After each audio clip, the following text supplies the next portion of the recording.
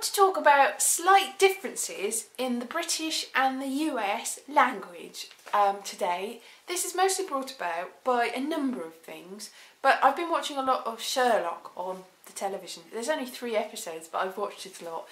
And I've read some stuff online from American people watching it and British people watching it, and there's some confusion about the differences in words in America and Britain.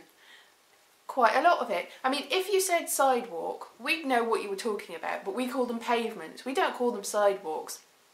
That's quite simple and straightforward. It's when other things come into play. The fact that John, in Sherlock, wears a lot of jumpers. Now, I know you call them sweaters, we call them jumpers. It's the same thing. I found out recently that what Americans call jumpers is actually a pinafore dress. To us, a dress. So when somebody's going, "Ooh, I like John's jumper in that scene," online, a lot of Americans seem to think that we're talking about him cross-dressing. We're not doing that. That would be odd. Might do it for a case. It's Sherlock Holmes. Sherlock Holmes, master of disguise, but this is John we're talking about. Sherlock Holmes, on the other hand, he wears a dressing gown a lot. Yes, and I found out quite a while ago that dressing gown to us doesn't mean the same to you. I know you call it, if you're in the US, a bathrobe maybe, or maybe a robe. Now what we call a robe would be like some sort of big flowing ceremonial garb, maybe worn by a judge or a priest, something like that.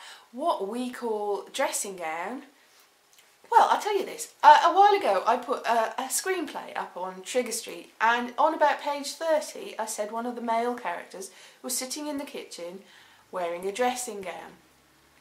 A lot of people pointed out that if he was going to be a cross-dresser, I should have pointed it out earlier.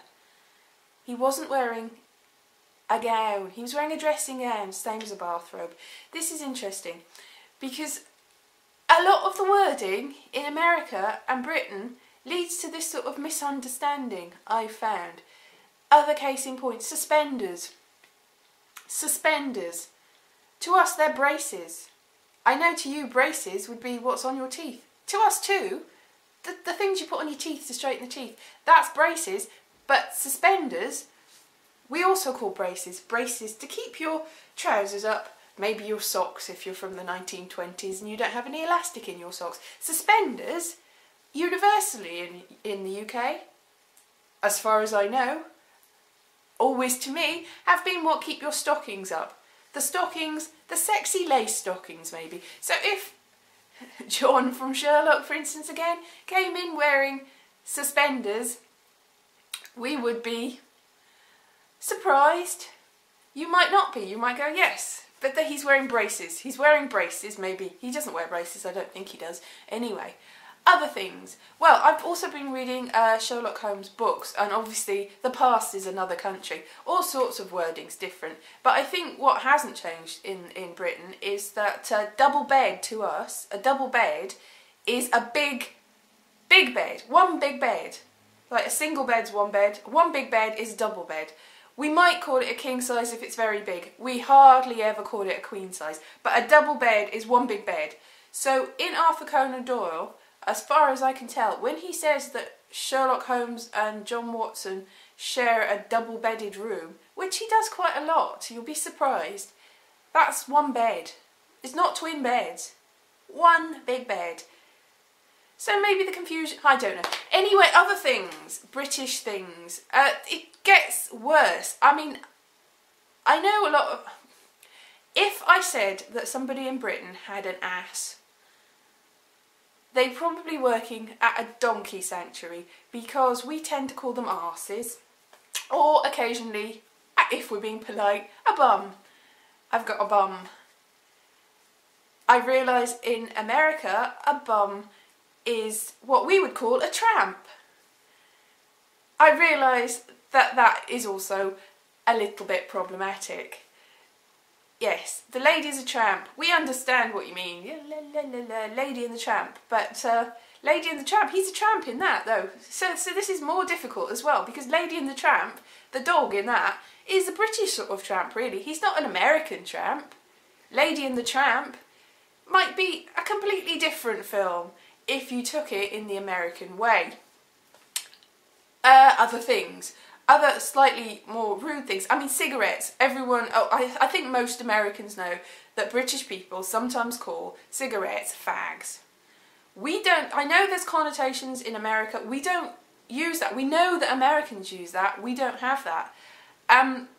A big fat meatball thing that's covered in sort of gravy, it's quite an old-fashioned thing. It's like a little bit of meatloaf maybe, just a little bit of it, like lumps of it. We call them faggots. We do. So it's difficult. Oh, the word bum as well, going back a little bit, bum has got a world of other meanings. If I wanted to, I don't smoke, so, but if I wanted to borrow a cigarette, I might say, I would like to bum a fag off you. Bumming could mean several other things as well. It all gets a little bit confusing when you don't mean anything rude or nasty or awful in Britain, or you don't mean it bad or nasty in America. You say it, at face value it could be difficult. So bum and a tramp, the same thing, only across the ocean. Or are they? I don't know, because it's all got a little bit confusing. Right, I don't mean to cause offence by this, I'm just trying to point out some of the differences in wording between America and Britain. The fact that a lot of it makes you think bad things about somebody that's speaking, it's best to know whether we're on the same page, really. Vocabulary can be a little bit confusing. So, just saying, there's many other examples. I'll just leave it at that though, and say, be very careful what you say. Okay then, bye bye.